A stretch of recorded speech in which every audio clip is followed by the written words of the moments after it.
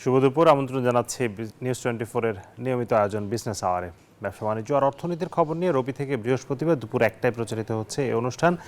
আয়োজনে থাকছে দেশ বিদেশের ব্যবসা বাণিজ্যের সবশেষ খবর ও খবরের বিশ্লেষণ। এছাড়াও আছে শেয়ার বাজার ও মুদ্রা বাজারের আপডেট। আর আজ পুরো সময় জুড়ে আপনাদের সাথে আছি আমি হোসাইন শাহাদাত। বিগত সরকারের নেওয়া বিভিন্ন অপরিকল্পিত প্রকল্প পরিচালনা করতে গিয়ে ট্যাক্স বাড়াতে বাধ্য হচ্ছে অন্তর্বর্তী সরকার, জানিয়েছেন প্রেস সচিব শফিকুল আলম। বুধবার রাজধানীর শেরেবাংলা নগরে এনএসসি সম্মেলন কক্ষে ডিজেএফপি টকে প্রধান অতিথির বক্তব্যে তিনি কথা বলেন।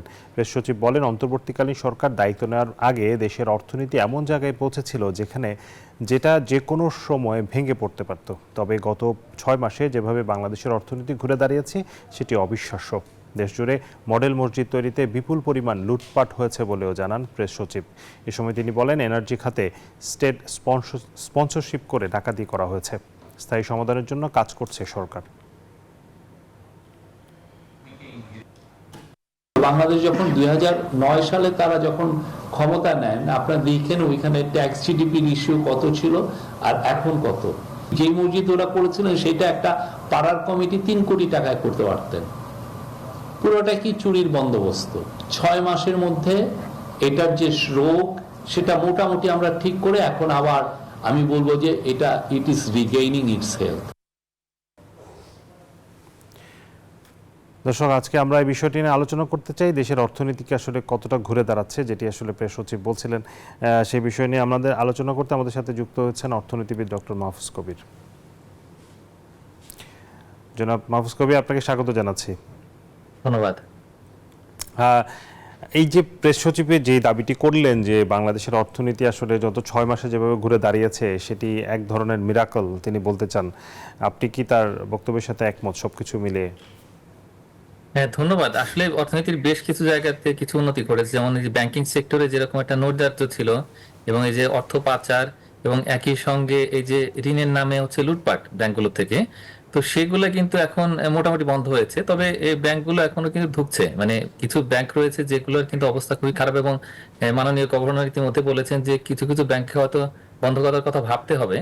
যদিও বাংলাদেশের ইতিহাসে ব্যাংক বন্ধ করার কোনো নজির নেই, কিন্তু তারপরে পরিস্থিতি কিন্তু আসলে খুব বেশি যে উন্নতি হয়েছে আমি বলবো যে এই যে দুর্বল ব্যাংকগুলোর ক্ষেত্রে ওরকম বলা যায় না। তবে এটা যে লুটপাটের সংস্কৃতি ছিল সেটা কিন্তু বন্ধ হয়েছে। সুতরাং এটা একটা স্বস্তির জায়গা। আমি মনে করি যে ব্যাংক নিয়ে এখন আর কেউ ভয় করছেন না, এটা একটা। তবে আমরা যদি আর্থিক খাতের অন্য একটা কম্পোনেন্ট দেখি, যে শেয়ার বাজার, সেটা কিন্তু একেবারে ঘুরে দাঁড়াতে পারেনি এবং সেটা একেবারে তলানিতে গিয়ে ঠেকেছে। আর অন্য জায়গাগুলোর কথা যদি ধরি, যে উন্নয়ন কর্মকাণ্ড, তো সেখানে কিন্তু গতিটা অনেকটাই স্লথ হওয়ার একটা বড় কারণ হচ্ছে কি, যে সেখানে অর্থায়ন কিন্তু বড় কোনো সমস্যা নাই।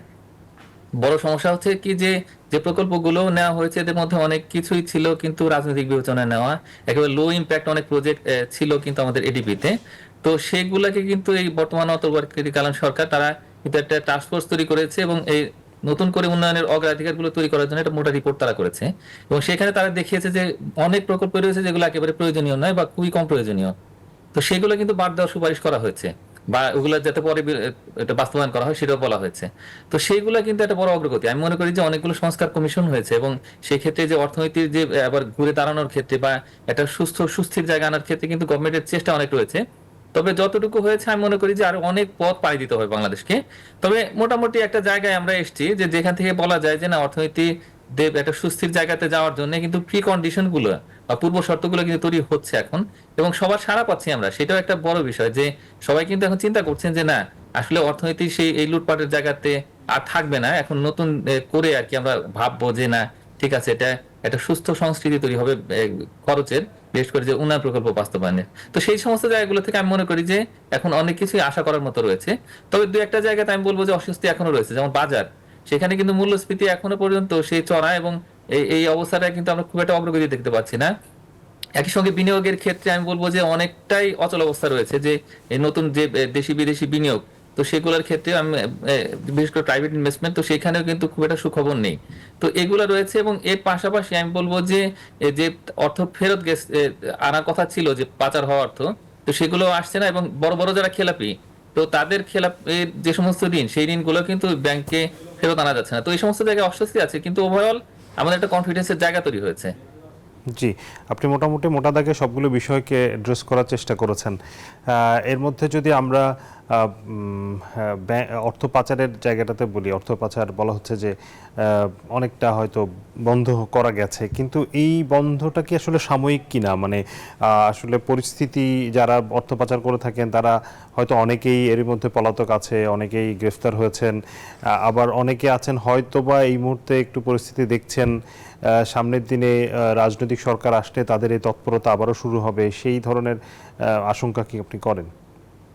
না, সেটাই, সে সমস্ত আশঙ্কা তো অবশ্যই আছে। তবে লুপহোলগুলি যদি আমরা বন্ধ করতে পারি, বিশেষ করে যে বাংলাদেশ ব্যাংকের ফাইন্যান্সিয়াল ইন্টেলিজেন্স ইউনিট, তাদেরকে যদি স্ট্রেনথেন করা যায়, এবং এই অফিসিয়ালি এই যে এক্সপোর্ট ইম্পোর্টের নামে যে আসলে এই যে সমস্ত অর্থ পাচার হয়েছে, মানে দুই দিকেই, একবার হচ্ছে যে আমদানি করতে গিয়ে আবার রপ্তানি করতে গিয়ে, তো সেই জায়গাগুলো বন্ধ করা কিন্তু প্রক্রিয়া শুরু হয়েছে। এখন প্রত্যেকটা ঋণের ক্ষেত্রে দেখা যাচ্ছে যে অত্যন্ত বাছবিচার করা হচ্ছে। বাংলাদেশ ব্যাংক কিন্তু খুবই সাবধান। তো সেই সমস্ত জায়গাতে ইমপ্রুভমেন্ট হচ্ছে। তবে আমাদের আসলে ইনস্টিটিউশনাল রিফর্ম দরকার, মানে এমন একটা ব্যবস্থা করা দরকার যাতে করে আসলে চাইলেই অর্থ পাচার করা না যায়। আর অর্থ পাচার করলে যে একবারে ফেরত আনা যাবে না, এরকম একটা কিন্তু কনফিডেন্স তৈরি হয়েছে মানুষের মধ্যে যারা আসলে অর্থ পাচার করছিলেন। তো ওই জায়গাতে আমাদের এখন একটা দৃষ্টান্ত স্থাপন করা দরকার যে যে অর্থগুলো চলে গেছে সেগুলো চিরকালের জন্য যায়নি, সেই অর্থটা ফেরত নিয়ে আসা যায়।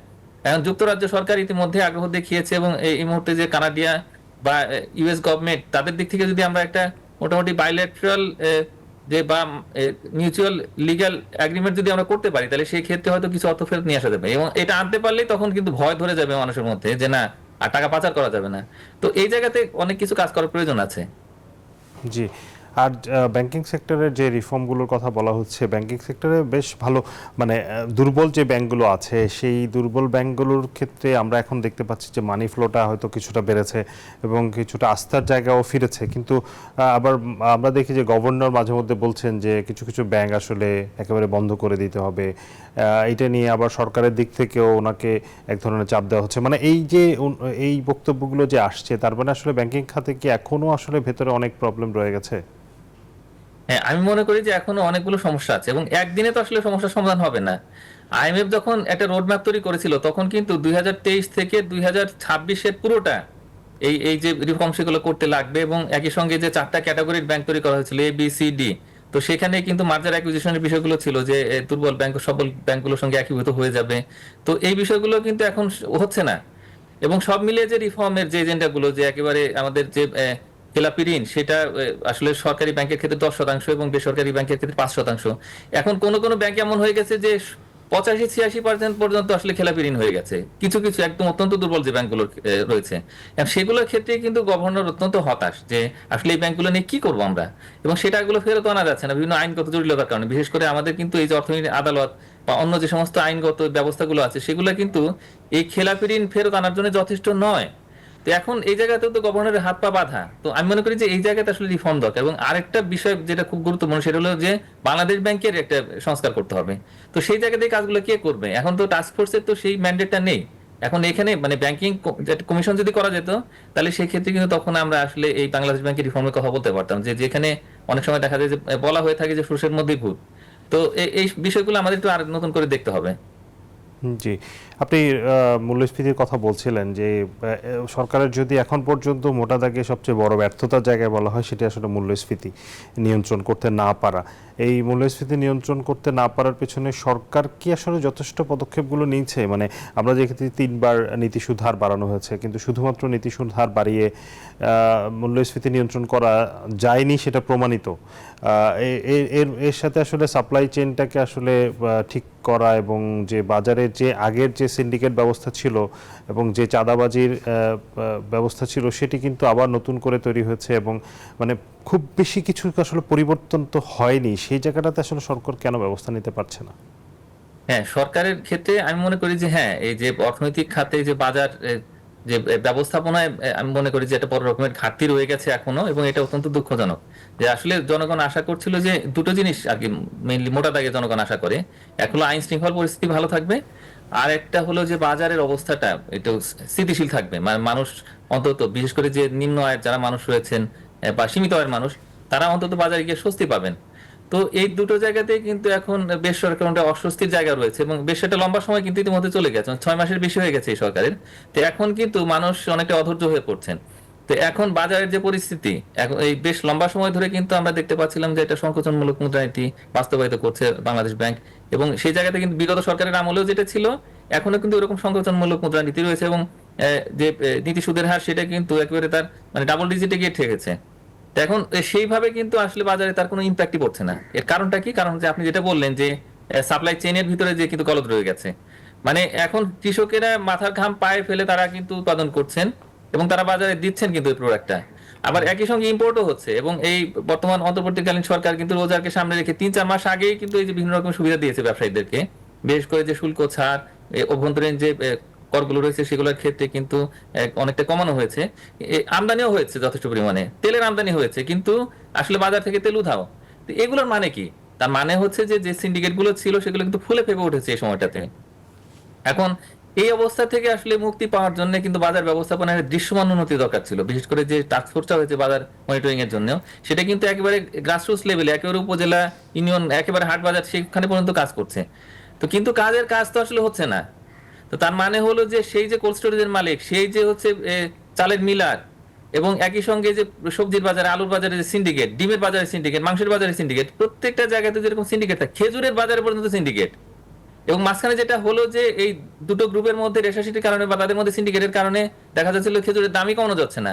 পরে সিন্ডিকেট ভাঙার কারণে কিন্তু খেজুরের বাজারটা এখন কিছুটা স্থিতিশীল, কিন্তু আলটিমেটলি বাজারে কিন্তু ওইরকম স্বস্তি নেই। তো সুতরাং সিন্ডিকেট ভাঙার জন্য যে ধরনের উদ্যোগ নেওয়া দরকার সেগুলো নেওয়া না হওয়ার কারণে কিন্তু আসলে দেখা যাচ্ছে যে ওই দামটা কিন্তু কমছে না, বা যতটুকু সরকার সুবিধা দিচ্ছিল ব্যবসায়ীদের সেই সুবিধাগুলো তারা শুধু নিয়ে যাচ্ছিলেন বা এখনো যাচ্ছেন, কিন্তু তারা কিন্তু জনগণকে কোনো স্বস্তির সুবাতাস দিচ্ছেন না। তো এই জায়গাতে আমি মনে করি যে সরকারের দিক থেকে শক্ত পদক্ষেপ যদি নেওয়া যেত তাহলে হয়তো পরিস্থিতির উন্নতি হতে পারতো। যে এই যে মানে আমরা সয়াবিন তেলের ক্ষেত্রে যদি বলি, গত কিছুদিন আগে সয়াবিন তেল যারা সরবরাহ করেন কোম্পানিগুলো ট্যারিফ কমিশনের সাথে বৈঠক করে তারা বলেছেন তারা গত বছরের একই সময়ের চেয়ে এবার অনেক বেশি তেল সরবরাহ করেছেন, কিন্তু বাজারে তারপরও ঘাটতি দেখা দিল, এবং ঘাটতিতে এমন পর্যায়ে যে বাজারে আসলে তেলই পাওয়া যাচ্ছিল না। তো এখানে কি আসলে মানে সিন্ডিকেট তো আছে আপনি বলছেন মজুদের জায়গা, অন্যদিকে আমাদের যে সাপ্লাই এবং ডিমান্ডের যে তথ্য সেটি শুধু সয়াবিন তেলের ক্ষেত্রে না, সেটি চালের ক্ষেত্রে, পেঁয়াজের ক্ষেত্রে, অন্যান্য পণ্যের ক্ষেত্রে আমাদের যে চাহিদা, আসলে আমাদের জনসংখ্যা এবং জনসংখ্যার অনুপাতে চাহিদা, সেই সাথে সাপ্লাই, এই তথ্যগুলো কি আসলে সঠিক আছে? মানে এই তথ্যের ঘাটতি থাকলে তো আপনি কোনোভাবে আসলে মেলাতে পারবেন না। না, আমাদের তথ্যের মূল জায়গাটা কিন্তু মিনিস্ট্রি অফ কমার্স, একটা হচ্ছে যে তারা কিন্তু সরবরাহের তথ্যটা তারা উপস্থাপন করে, একই সঙ্গে ডিপার্টমেন্ট অফ এগ্রিকালচার মার্কেটিং তারাও দেয় তথ্য, এনবিআর থেকে আমরা কিছু তথ্য পাই। আর আরেকটা হচ্ছে যে আমাদের কৃষি মন্ত্রণালয় তারা এবং খাদ্য মন্ত্রণালয় সব মিলিয়ে কিন্তু একটা মোটামুটি ভাবে সরকার একটা হিসাব নিকাশ করে থাকে যে পরিমাণে উৎপাদন হয়েছে, এ পরিমাণে আমদানি হচ্ছে। না, এখন যে সেটা পরিমাণে হচ্ছে আপনি আমদানি হয়েছে সেটা তো সঠিক। সরবরাহের সাইডটা হ্যাঁ। বলছেন, কিন্তু আমাদের ডিমান্ডের সাইডটা কি আসলে ঠিক আছে? হ্যাঁ, এখন এই সরবরাহটা কিভাবে হয়? সরবরাহটা হয় হচ্ছে যে আমাদের যে এই বিবিএস এর দেওয়া যে তথ্য, বিশেষ করে যে জনসংখ্যার তথ্য, তো সেটাকে মানুষ হয়তো বিশ্বাস করে না, কিন্তু ব্যবসায়ীদের হাতে কিন্তু মোটামুটি তথ্য আছে যে কি পরিমাণে আসলে পণ্যের চাহিদা আছে। তো এখন এই চাহিদা এবং যোগানের মধ্যে যে ভারসাম্য, সেগুলোর কথা হয়তো যারা ব্যবসায়ী তাদের কাছ থেকে বলা হয়, কিন্তু আসলে তো এখন যেটা ভয় করা হচ্ছিল যে এই যে ভোজ্য তেল যেটা আমদানি করা হয়েছে, যেটা 1 লক্ষ মেট্রিক টন বেশি আমদানি করা হয়েছে, তো সেটা কি আসলে পাচার হয়ে গেল? তো এখন এই ধরনের প্রশ্ন কিন্তু আসছে, বা যে তথ্যগুলো তার দিচ্ছেন যে এই পরিমাণে আমদানি করেছেন সেটা আদৌ তার আমদানি করেছেন কিনা, এই প্রশ্নগুলো কিন্তু আসছে। তো এখন এখন যেহেতু আপনার এই যে বিভিন্ন রকম মনিটরিং হচ্ছে, তো যার ফলে এখন কিন্তু এই যে আমদানি কম করা হয়েছে সেই ধরনের কোনো যুক্তি এটা দেওয়া সম্ভব নয়, তার কারণ প্রত্যেকটা জিনিস ইন্সপেকশন হচ্ছে। এখন যেটা হয়েছে যে আসলে এই গুদাম পর্যায়ে কিন্তু কোনো ধরনের কিন্তু অভিযান হচ্ছে না, মানে এটা একটা বড় চিন্তার বিষয় যে এখন কিন্তু বাজারে সেরকম কোনো অভিযান নেই, যার ফলে ব্যবসায়ীরা বা সিন্ডিকেটরা তারা ভাবছেন যে আসলে তো কিছু হচ্ছে না, তো সুতরাং আমরা যা ইচ্ছা তাই করি। মানে এই ধরনের যে প্রবণতা সেটা কিন্তু অত্যন্ত ক্ষতিকর। আমি মনে করি যে সিন্ডিকেট আরো শক্তিশালী হয়েছে এই সময়টাতে, এবং তারা কোনোভাবে কোনো কথাই শুনছেন না। তো এই বিষয়টা কিন্তু খুবই উদ্বেগের, এবং বাংলাদেশের মজুদ আইন রয়েছে, সেই আইন অনুযায়ী কোনো ব্যবস্থাও নেওয়া হচ্ছে না। যে খাদ্যপণ্যের ক্ষেত্রে কিন্তু সরবরাহটা প্রতিদিন যতটুকু প্রয়োজন বাজারে ঠিক ততটুকু সাপ্লাই দিতে হবে, তো এই ধরনের আইন কিন্তু আছে, কিন্তু দেখা যাচ্ছে কি যে গুদামে তেল আছে, তারপরে কোল্ড স্টোরেজে সেখানে কিন্তু ডিমও ঢোকানো হয়, তো এই ধরনের সংস্কৃতি হয়েছে যেটা টোটালি বেআইনি। তো এই এই কাজগুলো কিন্তু করা হচ্ছে। এই চালের মিলাররা তারা কিন্তু বড় রকমের একটা শক দিয়েছেন, এবং মাঝখানে কিছু চাল আমদানি করা হলো, সেই কারণে কিন্তু বাজারটা এখনো পর্যন্ত স্থিতিশীল আছে, কিন্তু তারপরে মোটা চালের দাম অনেক বেড়ে গেছে। তো এই যে বিষয়গুলো করা হচ্ছে, তো সেইখানে তো প্রশাসনিক ব্যবস্থাটাই খুব দরকার। কৃষকেরা উৎপাদন করছে, আমদানি হচ্ছে, কিন্তু তারপরে কেন শর্টেজ? তো বা এই এই যে কৃত্রিম সংকট, তো সেটার জন্য অবশ্যই আমি মনে করি যে কারো না কারো তো দায় রয়েছে। তো সেইটাই একটু দেখা উচিত এবং আইন অনুযায়ী ব্যবস্থা নেওয়া উচিত। একটা বিষয় হচ্ছে যে এই যে আমাদের রাজস্ব ঘাটতির কথা বলা হচ্ছে, মানে গত সরকারের আসলে যে বাজেট, সেই বাজেটটা নিয়ে তো আসলে অনেক ধরনের কথা আছে। এর বাইরে যেই এনবিআর এর উপর যেই দায়িত্ব ছিল যে রাজস্ব আদায়ে, তার থেকে একটা বড় ধরনের ঘাটতি আছে।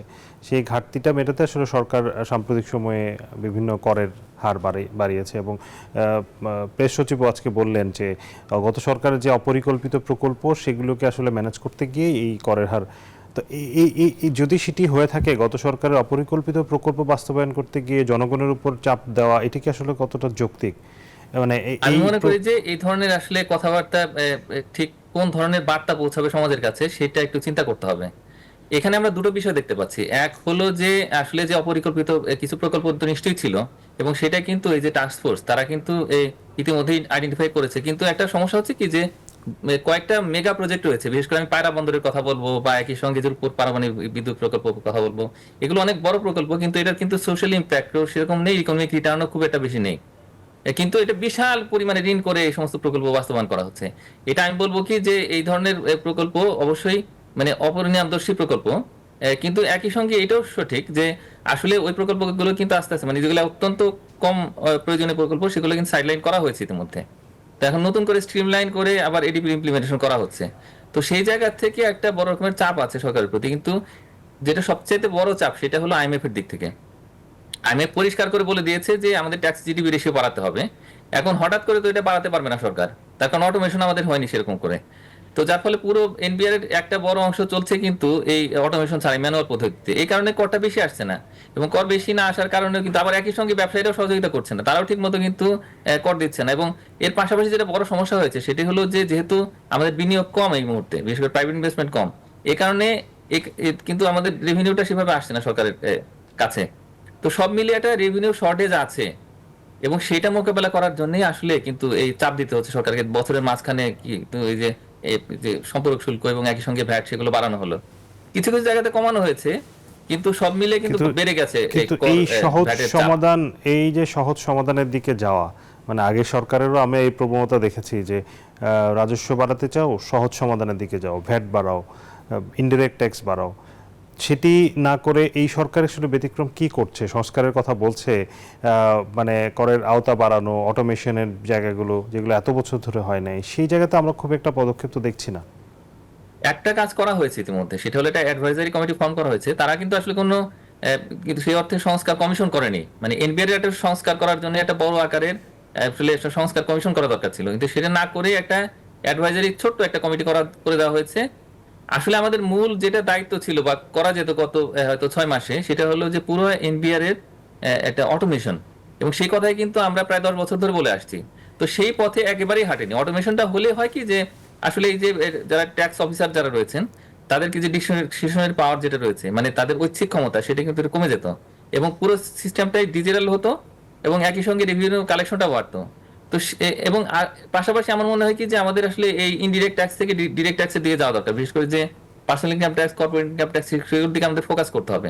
তো সেগুলো করতে পারলেই তখন কিন্তু রেভিনিউ অটোমেটিক্যালি বেড়ে যেত। সেই জায়গাতে আসলে আমরা সেরকম কোনো অগ্রগতি দেখতে পাইনি।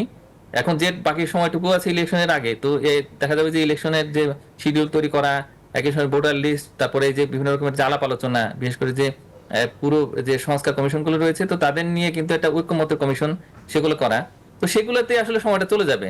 তো সুতরাং আমার মনে হয় কি যে আসলে পরবর্তী যে মানে নির্বাচন পরবর্তী যে সরকার, সেই সরকারই হয়তো এই যদি তাদের ইচ্ছা হয় তাহলে সেই ক্ষেত্রে এই অটোমেশনে হাত দিবে, এবং তার আগ পর্যন্ত আমাদের আসলে অপেক্ষা করতে হবে। তার কারণ এই বড় অ্যাক্টিভিটি সেটা আসলে আমার মনে হয় না যে অন্তর্বর্তী সরকার হাতে নেবে।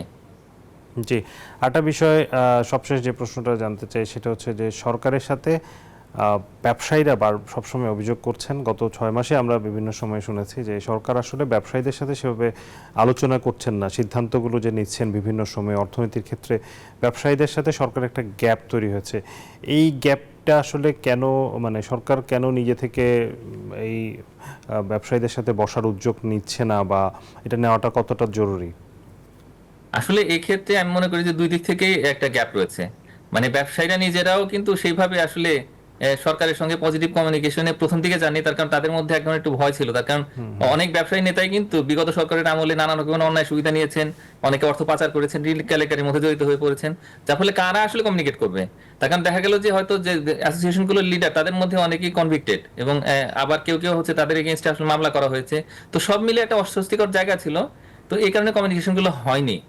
তো এইটা একটা সমস্যা। আর একটা হচ্ছে যে সরকারের দিক থেকেও হয়তো একটা চিন্তার জায়গা ছিল যে ব্যবসায়ীদের সঙ্গে যদি আলাপ আলোচনা করতে যাই, তাহলে সেই ক্ষেত্রে আসলে আমাদের অন্যান্য যে সমস্ত প্রায়োরিটি গুলো আছে, তো সেগুলোর ক্ষেত্রে তো আমাদের সময় দিতে হবে। তো সব মিলে সময় ভাগ করার ক্ষেত্রেও হয়তো সরকারের কিছুটা দ্বিধা ছিল, এটা আমার ধারণা। তো সব মিলে যেটা হয়েছে যে আসলে ব্যবসায়ীদের সঙ্গে কমিউনিকেশন সেভাবে হয়নি। তো এখন যেটা হচ্ছে যে বাজেটের পিরিয়ড কিন্তু আস্তে আস্তে শুরু হয়ে গেছে, তো এখন কিন্তু আলাপ আলোচনা করা যায়, দু একটা আলোচনা হচ্ছে।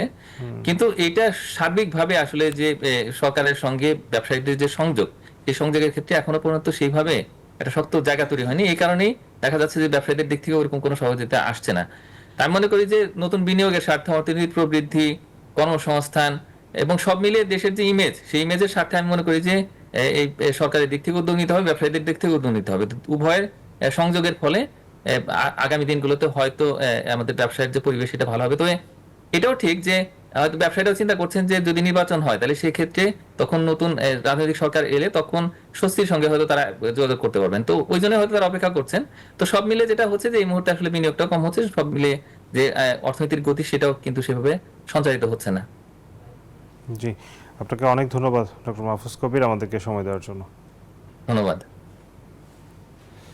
দর্শক, অর্থনীতির নানান বিষয় নিয়ে আমরা কথা বলছিলাম, বিশেষ করে অর্থনীতি যে ঘুরে দাঁড়াচ্ছে বলে দাবি করা হচ্ছে সরকারের পক্ষ থেকে, সেটি আসলে কতটা সঠিক এবং সেটা আরও কী কী করা প্রয়োজন, কী কী ঘাটতি আছে, এইসব বিষয় নিয়ে আলোচনা করছিলাম। আমাদের সাথে যুক্ত ছিলেন ডক্টর মাহফুজ কবির, তিনি একজন অর্থনীতিবিদ। এরই সাথে বিজনেস আওয়ারের সময় হলো একটি বিরতির, ফিরবো একটু পর, সাথে থাকুন। আবারও স্বাগত জানাচ্ছি বিজনেস আওয়ারে। দর্শক, ধানমন্ডিতে BCSIR বিজ্ঞান ও শিল্প প্রযুক্তি মেলার শেষ দিন আজ।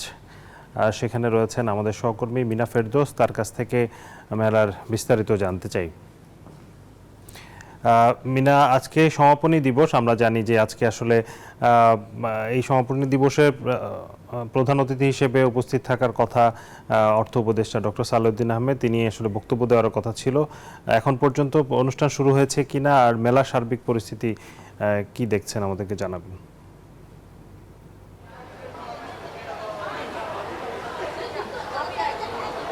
জি শাহাদাত, যেমনটি আপনি বলছিলেন, আজকে কিন্তু ওই বিজ্ঞান ও প্রযুক্তি শিল্প মেলার সমাপনী অনুষ্ঠান। সেখানে কিন্তু আসলে অর্থ এবং বিজ্ঞান ও প্রযুক্তি উপদেষ্টার আসার কথা রয়েছে। অনুষ্ঠান কিছুটা বিলম্বিত হয়ে 3টায় শুরু করার কথা রয়েছে। আমি যদি একটু মেলাটি দেখানোর চেষ্টা করি, আজকে কিন্তু আমি এখানে এসেছি খুদে বিজ্ঞানীদের মাঝে। এখানে কিন্তু প্রায় আড়াইশোর বেশি শিক্ষার্থী মেলায় অংশ নিয়েছেন। তারা কিন্তু বিভিন্ন ধরনের প্রযুক্তি তুলে ধরেছেন। সেখানে আমি যদি দেখতে পাচ্ছেন পানি বিশুদ্ধকরণ যে প্রক্রিয়াটা তারা নিয়ে এসেছে গভর্নমেন্ট ল্যাবরেটরি হাই স্কুল, এছাড়া বিভিন্ন স্কুলের খুদে বিজ্ঞানীরা কিন্তু নিয়ে এসেছেন বিভিন্ন ধরনের নতুন নতুন যন্ত্র এবং আবিষ্কার। সেক্ষেত্রে আমি যদি একটু স্পেসিফিক করে বলতে চাই, সেখানে কিন্তু বাতাসে অক্সিজেনের মাত্রা বাড়ানোর যন্ত্রও কিন্তু খুদে বিজ্ঞানীরা নিয়ে এসেছেন। এটি একটি অভিনব যন্ত্রই বলা যায় এবং আবিষ্কারও বলা চলে, কেননা যে খুদে বিজ্ঞানীদের যে বিজ্ঞান মনস্ক করে তোলা, খুদে বাচ্চাদের বিজ্ঞানের সাথে খাপ খাইয়ে তোলা, যেহেতু এখন বিজ্ঞান নির্ভর সময় চলে এসেছে, বহির্বিশ্বের সাথে খাপ খাইয়ে নেওয়ার সাথে সাথে বাচ্চাদের কিন্তু বিজ্ঞান নির্ভর করে তোলার জন্যই এই মেলাটি হয়ে আসছে। প্রতি বছরই কিন্তু এই BCSIR মন্ত্রণালয়ের অধীনেই কিন্তু এটি হয়ে আসছে মেলাটি। আমি যদি একটু দেখানোর চেষ্টা করি, এখানে সাভার ক্যান্টনমেন্ট পাবলিক স্কুল এবং কলেজের খুদে বিজ্ঞানীরা একটি প্রযুক্তি নিয়ে এসছে। আমি একটু তাদের সাথে কথা বলবো। জি ভাইয়া, এবার তোমরা মেলায় কি নিয়ে এসছো একটু যদি বিস্তারিত বলো। আমরা মেইনলি আমরা যখন প্রজেক্টটা বানাচ্ছিলাম তখন আমরা ভাবলাম যে আমরা কোনো সোশ্যাল প্রবলেমকে সলভ করতে চাই। যেমন আপনি এখন নিউজ দেখলে দেখতে পারবেন যে আমাদের মেন যে প্রবলেম রেপ কেস, কিডন্যাপিং এবং মার্ডার, ছিনতাই এটসেট্রা অনেক বেড়ে যাচ্ছে। এখন আমরা ভাবলাম যে এটাকে সলভ করি। আমরা সলভ করার জন্য বেছে নিলাম যে হচ্ছে আমরা একটা সিস্টেম তৈরি করব যেটা হচ্ছে আমাদের সিসি ক্যামেরার মধ্যে থাকবে, অ্যান্ড এটা খুবই ইনস্ট্যান্ট এবং লাইভলি একটা অ্যাকশন নেবে।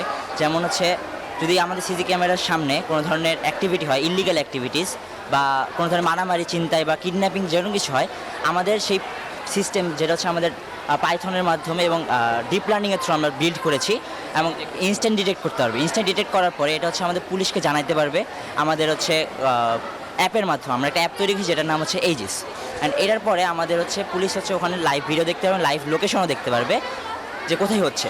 এরপর আমাদের আরেকটা ফিচার যেটা হচ্ছে অ্যাম্বার অ্যালার্ট, যেটা আমরা হচ্ছে ইএসপি মডিউলের মাধ্যমে তৈরি করেছি, যে আমাদের পুলিশ যখন চাপবে দেখবে যে হচ্ছে এখানে কোনো ইনসিডেন্ট হচ্ছে, পুলিশ তার ফোর্স তো পাঠাইলো, কিন্তু 10 মিনিটের তো একটা গ্যাপ তো থাকবেই, তার যেতে তো 10 মিনিট লাগবে।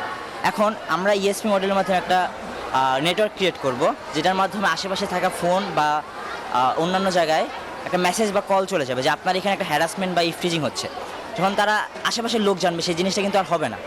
যেমন এখানে যদি আমি আর ওকে মারি, আপনারা যদি কেউ না থাকেন, মনে করেন ওই পাশে আসেন, যদি আপনারা জানতে পারেন আপনারা দৌড়ায় আসবেন, তখন তো বাঁচতে হবে। কিন্তু যদি কেউ না থাকে, বাঁচাইতে কেউ পারবে না। এই জিনিসটা আমরা তৈরি করছি। যদি আমরা প্র্যাকটিক্যালি দেখাই, আমাদের দলনেতা তাসিন আবিদ হচ্ছে প্র্যাকটিক্যালি এখন যদি দেখায় আমাদের জি জি, শাহাদাত যেমনটি শুনছিলেন, এখানে কিন্তু তারা খুবই অভিনব একটি প্রযুক্তি নিয়ে এসছে। এছাড়াও কিন্তু এবারের মেলায় বিভিন্ন ধরনের প্রযুক্তি তারা নিয়ে এসছে। নদীতে ভাসমান আবর্জনা সংগ্রহের নৌকাও কিন্তু আমরা দেখেছি তারা যে আবিষ্কারটি নিয়ে এসছে।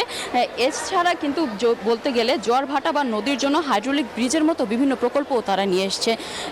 জি শাহাদাত, এই ছিল আমার কাছে মেলার প্রাঙ্গণ থেকে সর্বশেষ। মিনা, আপনাকে অনেক ধন্যবাদ।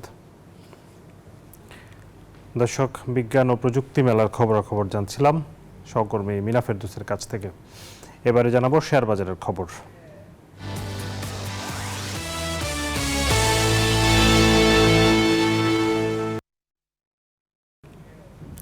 শেয়ার বাজারের খবর জানতে সরাসরি যাচ্ছি ঢাকা স্টক এক্সচেঞ্জের ওয়েবসাইটে। আজকে আমরা যদি দেখি লেনদেন, গত 3 দিনের লেনদেন পরিস্থিতি আমরা দেখেছি ইতিবাচক ধারায় লেনদেন চলছিল, বাট আজকে আমরা কিছুটা পড়তির দিকে আমরা দেখছি। ডিএসসির প্রধান যে সূচক ডিএসসি এক্স ইন্ডেক্স 2.5 পয়েন্ট কমেছে, অবস্থান করছে 5265 পয়েন্টে। আমরা যদি দেখি ডিএসসি সরিয়া ইন্ডেক্সও কিছুটা বেড়েছে, সরিয়া ইন্ডেক্সে 1 পয়েন্টেরও কম বেড়েছে এবং অবস্থান করছে 1176 পয়েন্টে। ডিএস30 অবস্থান 1930 পয়েন্ট।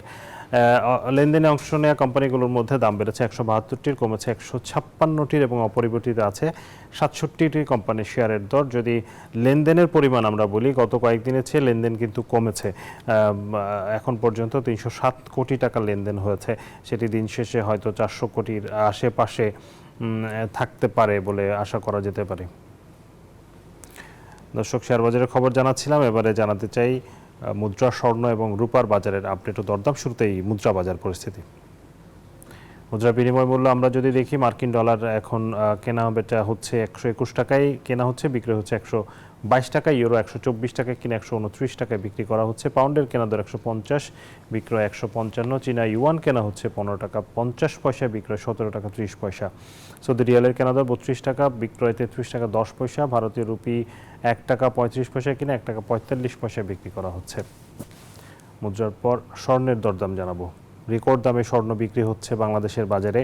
প্রতি ভরি 22 ক্যারেট স্বর্ণের দাম পড়ছে 1,53,000 টাকার বেশি। 21 ক্যারেট স্বর্ণ কিনতে গুনতে হচ্ছে 1,46,400 টাকা প্রায়।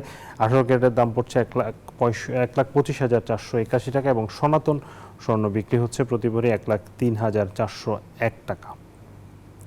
রূপার দরদাম দেখি আমরা। রূপা অপরিবর্তিত দামেই বিক্রি হচ্ছে বেশ কিছুদিন ধরে, এই দামেই আমরা দেখছি বিক্রি হতে। প্রতি ভরির দাম পড়ছে 2,578 টাকা, যেটি 22 ক্যারেট রূপা। 21 ক্যারেটের দাম পড়ছে 2,449 টাকা, 18 ক্যারেট 2,111 এবং সনাতন রূপা বিক্রি হচ্ছে 1,586 টাকায়। দর্শক, বিজনেস আওয়ারের সময় হয়েছে আরও একটি বিরতির। ফিরব দেশ ও বিশ্ব বাণিজ্যের আরও খবর নিয়ে, সাথে থাকুন। আবারও স্বাগত জানাচ্ছি বিজনেস আওয়ারে। এবারে জানাবো জনপদের শিল্প ও বাণিজ্যের খবর।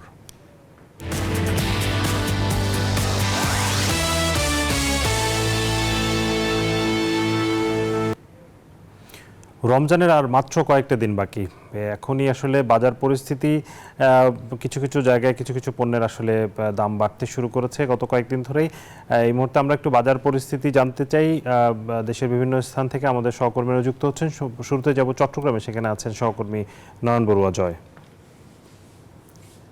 জয়, বাজার পরিস্থিতি জানাবেন। আসলে রমজানে যেসব পণ্যের দাম বেড়ে যায় আমরা প্রতি বছরে দেখি, চাহিদা যেসব পণ্যের থাকে ছোলা থেকে শুরু করে তেল, চিনি, এইসব পণ্যের আসলে সরবরাহ কেমন আছে এবং দামের পরিস্থিতি স্বাভাবিক রয়েছে কিনা?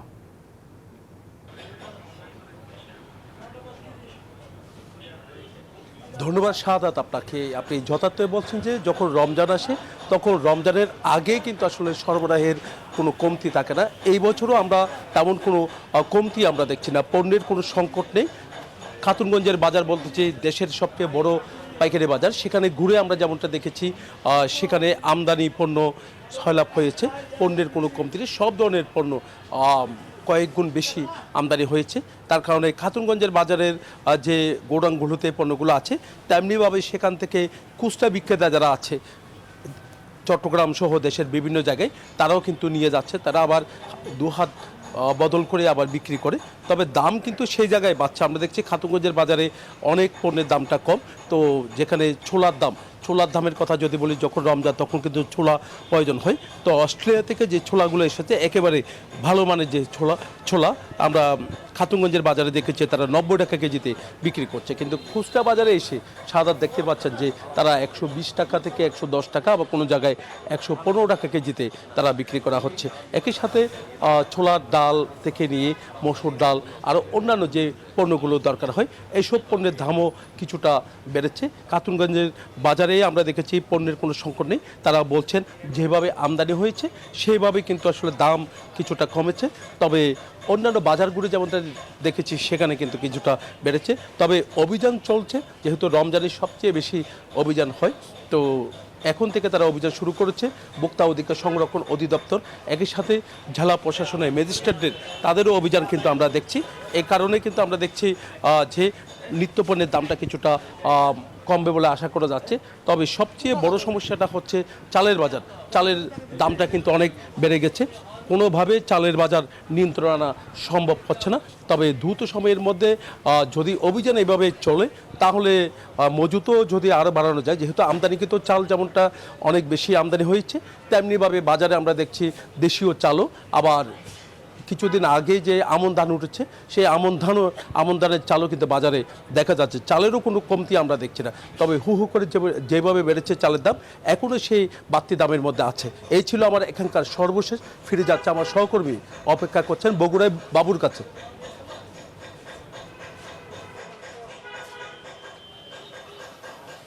জয়, আপনি যেমনটি বলছিলেন আসলে চালের দাম কোনোভাবেই কমছে না, চালের দাম ওই আগের মতো রয়েছে। কেউ সর্বনিম্ন যে চাল, মোটা চাল, সেটা 60 টাকা কেজি বিক্রি হচ্ছে। আর শীতকালীন সবজি যেহেতু মৌসুম রয়েছে 15 মাস পর্যন্ত, সেক্ষেত্রে এখন পর্যন্ত বাজারে সবজির সরবরাহ কোনোভাবেই কমেনি, স্বাভাবিক রয়েছে। আলু উত্তোলন কাজ চলছে এবং আলু কিন্তু বেচাকেনা বেশ চলছে।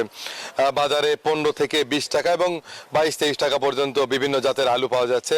পেঁয়াজের সরবরাহ স্বাভাবিক রয়েছে, পেঁয়াজ 30 থেকে 40 এবং 45 টাকা পর্যন্ত বিক্রি হচ্ছে খুচরা পর্যায়ে। আদা, রসুন সহ অন্যান্য যে সবজি সেটা সরবরাহ স্বাভাবিক রয়েছে।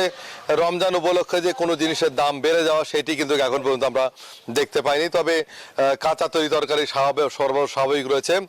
বাজারে যে সয়াবিন তেল সেইটার সরবরাহ কিছুটা কম রয়েছে, তবে সবজির সরবরাহ একেবারেই স্বাভাবিক।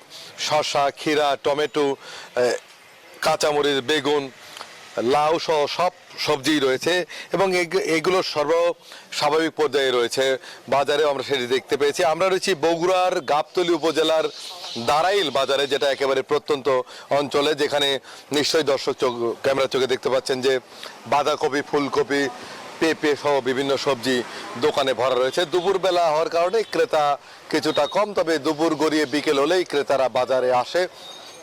বগুড়ায় যেহেতু সবজি ভান্ডার, সেহেতু প্রতি বছরই এখানে 13,500 হেক্টর জমিতে শীতকালীন সবজি চাষাবাদ হয়। আর গোটা বছরে 20,000-এর বেশি হেক্টর জমিতে সবজি চাষ হয়, যার কারণে শীতকালীন সবজির সরবরাহ স্বাভাবিক রয়েছে। আগামী 15 মার্চ পর্যন্ত এই সবজি পাওয়া যাবে। এর মধ্যে আলু উত্তোলন কার্যক্রমও শুরু হয়েছে। সিম, বেগুন, টমেটো, পটল বাজারে এসেছে। শসা, ক্ষীরা বাজারে পাওয়া যাচ্ছে। টমেটোর দামও খুবই কম রয়েছে, 10 থেকে 15 টাকা কেজিতে টমেটো বিক্রি হচ্ছে। ক্ষীরা রয়েছে 20 থেকে 30 টাকা কেজি, 15 টাকা কেজিতেও পাওয়া যাচ্ছে। সব মিলিয়ে কিন্তু সাধারণ ক্রেতাদের মাঝে স্বস্তি রয়েছে সবজির বাজার নিয়ে। যেটি নয়ন বড়ুয়া জয় আপনি বলছেন যে চালের বাজার, সেটা কিন্তু কোনোভাবেই কমছে না। গেল ভরা মৌসুম আমনে ছিল যে একদম মোটা জাতের যে চাল সেটা কিন্তু 60 টাকা কেজিতে বিক্রি হচ্ছে, 58 থেকে 60 টাকা, এবং কাটারি জাতের যে চাল সেটা 74 থেকে 78 টাকা এবং 80 টাকা পর্যন্ত বিক্রি হচ্ছে। অন্যান্য জাতের চাল, আটার জাতের চাল 64 থেকে 68 টাকা। ব্যবসায়ীরা বলছেন যে ধানের দাম বেশি হওয়ার কারণেই চালের দাম বেশি। তো চালের বাজারে স্বস্তি না থাকলেও সবজির বাজারে এখন পর্যন্ত স্বস্তি রয়েছে। এবং পাশাপাশি সোলার দামটা সবে বরাতের আগে 120 থেকে 30 টাকা ছিল, সেইটার দামও অনেকটা কমেছে। আমরা জানতে পেরেছি যে এখন বগুড়ার বাজারে 110 টাকা থেকে 120 টাকা সর্বোচ্চ পর্যায়ে সোলা বিক্রি হচ্ছে। এবং খেজুর যেটা ছিল সেটা গতবারের চাইতে অনেকটা কমে বিক্রি হচ্ছে, তবে ফলের দামটা বেশি বলে আমরা জানতে পেরেছি। তো বগুড়ার সব মিলিয়ে বগুড়ার বাজার এখন পর্যন্ত স্বাভাবিক রয়েছে। শীতকালীন সবজির বাজার সহ অন্যান্য বাজার, রমজানের বাজার এখনো তেতে ওঠেনি। এই ছিল বগুড়া থেকে সর্বশেষ। ফিরে যাবো স্টুডিওতে শাহাদতের কাছে। বাবু, আপনাকে ধন্যবাদ।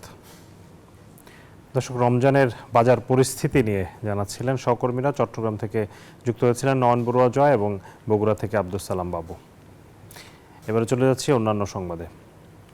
বন্দর বাণিজ্যের খবর জানাবো এবার।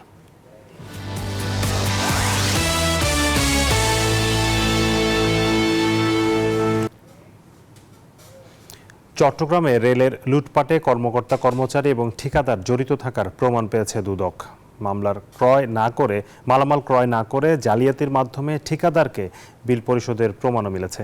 5 আগস্টের পর এই অনিয়ম ধরা পড়ায় সংশ্লিষ্টদের বিরুদ্ধে মামলা করেছে দুর্নীতি দমন কমিশন, কিন্তু এখনও কোনো আসামিকে গ্রেফতার করা যায়নি। প্রতিদিন তারা অফিস করছে বহাল তবিয়তে। এজন্য রেলের পুরনো সিন্ডিকেটকে দুষছেন সচেতন মহল। চট্টগ্রাম থেকে আকরাম হোসেনের রিপোর্ট। অভিযোগ আছে, গেল 16 বছরে রেলের সবচেয়ে বেশি লুটপাট হয়েছে কর্মকর্তা কর্মচারী এবং ঠিকাদারদের সমন্বয়ে, যেটি 5 আগস্টের পর বেরিয়ে এসেছে দুদকের তদন্তেও। মামলার পরও অভিযুক্ত কর্মকর্তা কর্মচারী নিয়মিত অফিস করছে, অন্যদিকে ঠিকাদারও প্রতিনিয়ত মালামাল সরবরাহ করছে। এ বিষয়ে চট্টগ্রাম দুদক কিংবা রেলের কোনো কর্মকর্তা ক্যামেরার সামনে কথা বলতে রাজি হননি। তবে 1 নম্বর আসামি প্রকৌশলী আনোয়ারুল ইসলাম বলেন, কোনো আদালতেই এই মামলা প্রমাণ করতে পারবে না দুদক। এটা একদম টোটালি আমাদের কোনো মন্তব্য না নিয়ে একটা মামলা হয়েছে। অফিস থেকে যে তথ্য দিছে সেই তথ্য হাইড করে কেন অতি দ্রুততার সাথে মামলা করছে এটা আমাদের জানা নেই। যদি করে থাকে আমি পত্রিকায় দেখেছি, বাট আমরা অফিসিয়ালি জানি না যে মামলা হয়েছে। আমার কোনো বক্তব্য এটা কি সত্য কিনা পৃথিবীর কোনো আদালতে আমাকে এটা প্রমাণিত হবে না। মামলা দায়েরের পর আসামিদের বহাল তবিয়তে অফিস করা নিয়ে বিস্ময় প্রকাশ করে অবিলম্বে তাদের আইনের আওতায় আনার দাবি জানান সুজন সম্পাদক। হয় সে জামিন নেবে অথবা গ্রেপ্তার হয়ে হাজতে যাবে, কোনোটাই না ঘটা মানে আমাদের দুর্নীতি বিরোধী যে দুর্নীতি দমন কমিশন আছে কেউ ঠিকভাবে কাজ করছে না, আইন শৃঙ্খলা রক্ষাকারী বাহিনী করছে না, দুদকও করছে না। অন্যদিকে রেলে পুরনো কর্মচারীদের বদলির আদেশ দেওয়ার 12 দিনের মাথায় সেই আদেশ স্থগিত করে রেল। এ বিষয়ে সুজন সম্পাদক বলেন, রেলে পুরনো সিন্ডিকেট এখনো শক্তিশালী, তারা প্রভাব বিস্তার করে এই আদেশ স্থগিত করেছে। আগে যে সিন্ডিকেটগুলো দুর্নীতি অনিয়ম করেছে তারা দাপুটে মানুষ, এখনো তারা শক্তিশালী, এখনো ক্ষমতাবান, ফলত তারা প্রভাব বিস্তার করে সেটা বাতিল করিয়েছে, স্থগিত করিয়েছে। গত 14 নভেম্বর রেলে কর্মরত বিভিন্ন দপ্তরে 3 বছরের অধিক সময়ে কর্মরত কর্মচারীদের বদলি এবং পদায়নের ব্যবস্থা গ্রহণ করে 7 কর্মদিবসের মধ্যে বাস্তবায়নের আদেশ দেয়া হয়, কিন্তু গেল 26 নভেম্বর আরেক আদেশে পূর্বের আদেশ স্থগিত করে রেল। আকরাম হোসাইন, নিউজ 24, চট্টগ্রাম। এবারে বিশ্ব বাণিজ্যের খবর।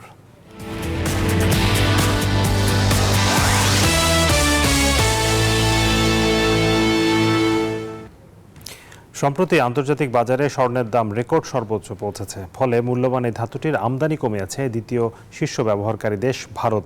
এক সরকারি কর্মকর্তা ও ব্যাংকের 3 জন ডিলারের বরাতে রয়টার্স জানিয়েছে, চলতি মাসে মোট আমদানি গেল বছরের একই সময়ের তুলনায় কমে যেতে পারে 85%। দেশটিতে স্বর্ণ আমদানি কমে 15 টনে নেমে আসতে পারে, যা গেল 2 দশকের মধ্যে সর্বনিম্ন। 2024-এর ফেব্রুয়ারিতেও দেশটির আমদানির পরিমাণ ছিল 103 টন।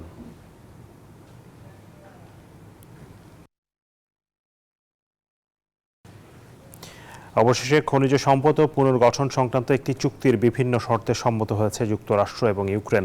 চুক্তি সই করতে ইউক্রেনের প্রেসিডেন্ট ভলোদিমির জেলেনস্কি চলতি সপ্তাহে ওয়াশিংটন যেতে চান, এমন দাবি করেছেন মার্কিন প্রেসিডেন্ট ডোনাল্ড ট্রাম্প। এদিকে রাশিয়াও জানিয়েছে ইউক্রেনের দখল করা অঞ্চলের খনিজ সম্পদের ভাগ যুক্তরাষ্ট্রকে দিতে প্রস্তুত তারা। শেষ পর্যন্ত ইউক্রেনের খনিজ সম্পদে যুক্তরাষ্ট্রের অগ্রাধিকারের চুক্তিতে সম্মত হল কিয়েভ।